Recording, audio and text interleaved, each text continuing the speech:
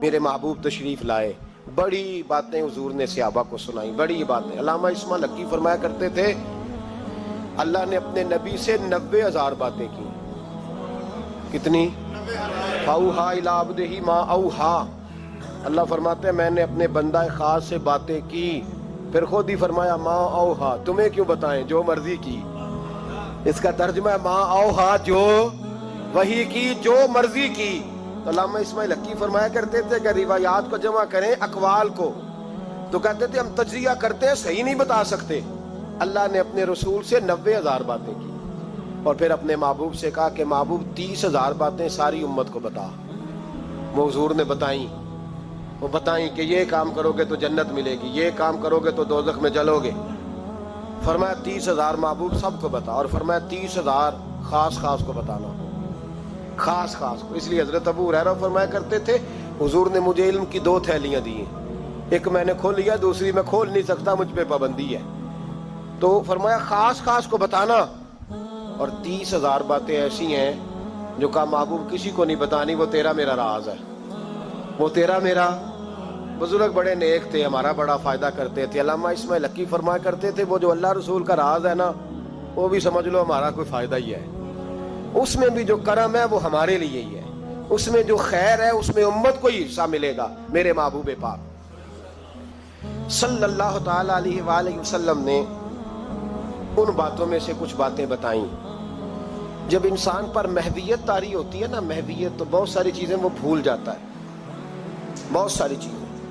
کچھ اوقات ایسے ہوتے ہیں جن میں لوگ کو احساس ہونے لگتا ہے کہ میں کوئی بلا ہوں، پھر اس کو بچپن کے دوست بھی بھول جاتے ہیں، رشتہ دار بھی، اور کچھ کیفیت ہوتی ہے، ایک وقت ہوتا ہے عروج کا، ایک وقت ہوتا ہے عروج کا، جب آدمی بھولا بیٹھا ہوتا ہے، اسے کوئی اس وقت کیفیات ہوتی ہیں۔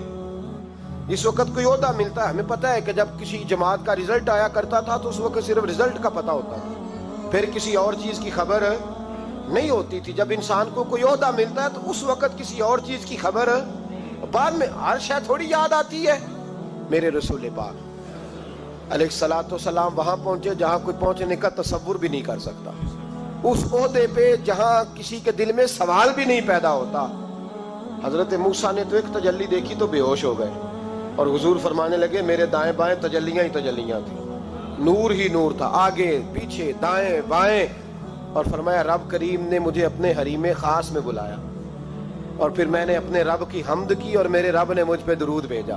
اب محبوب فرمانے لگے بڑی باتیں ہوئیں، پھر رب کریم نے کہا او میرے محبوب کے غلاموں، یقین کرو ہم سب کا شکریہ ادا کرتے ہیں، ہم نبی پاک کا شکریہ اگر ادا کر نہیں نہ سکتے تو ہم کوشش بھی نہیں کرتے، اتنا تو ہونا کہ 200-400 بار درود شریف ہی روز پڑھ لیں۔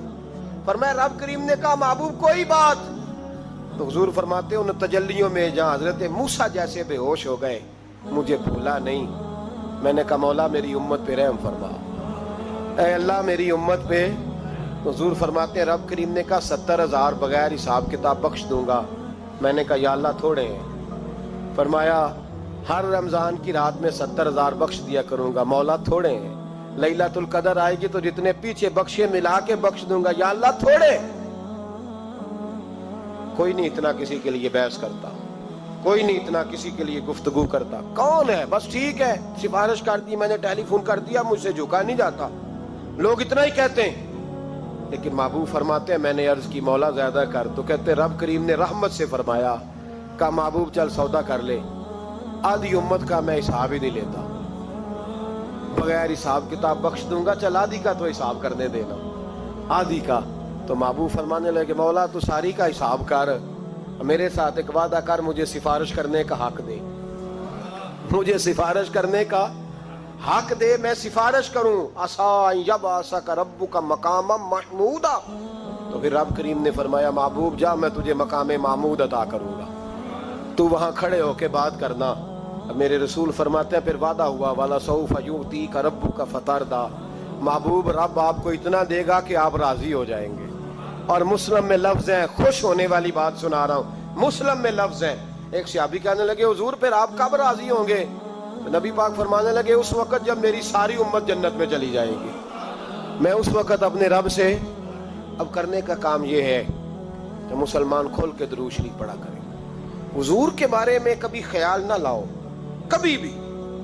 और हम बड़ी जिम्मेदारी से आपको गाइड करते हैं, हम हर बात सुन लेते हैं। नबी पाक का नाम कोई सही ना ले तो हमसे उस बंदे की बात नहीं सुनी जाती ना, हमसे नहीं सुनी जाती। इस बात पे अपने आप को पक्का करो। शान रसूल, अजमत रिसालत, नबी पाक का मकाम व मर्तबा, इसके बारे में कोई कमजोर जुमला भी कहे तो वो शख्स हमारे लिए काबिल ताज़ीम नहीं है, उससे बेजारी है।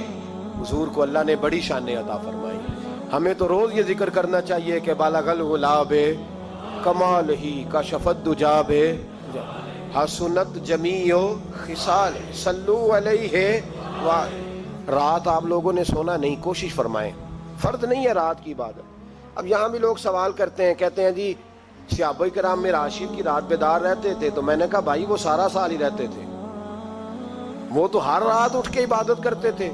हमारा जमाना थोड़ा गड़बड़ आया है तो हम कहते हैं चलो अपने आप मुश्किल हो जाएगा, एक जगह सारे इकट्ठे हो जाए और इबादत कर लें। और ये वही सोच है जो हजरत उमर की थी। उन्होंने कहा अकेले अकेले तरावियां पढ़ेंगे तो कोई नहीं पढ़ेंगे, जमात शुरू कराओ। वरना ना हुजूर के ज़माने में बाकायदा हुई, ना हजरत अबू बकर के ज़माने में हुई। तो अगर तू वहाँ शिकवा नहीं करता तो हम तो नफल काम का हुक्म दे रहे हैं, तो कह ही नहीं रहे कि फर्द है, वाजिब है। हम तो सुन्नत भी नहीं कह रहे, हम कह रहे हैं कि रात बड़ी नसीबों वाली है, आना चाहिए।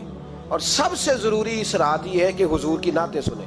लोग नात को मामूली दर्जा समझते हैं, हालांकि नात पढ़ना सहाबा की सुन्नत है और सुनना नबी पाक की सुन्नत है सल्लल्लाहु।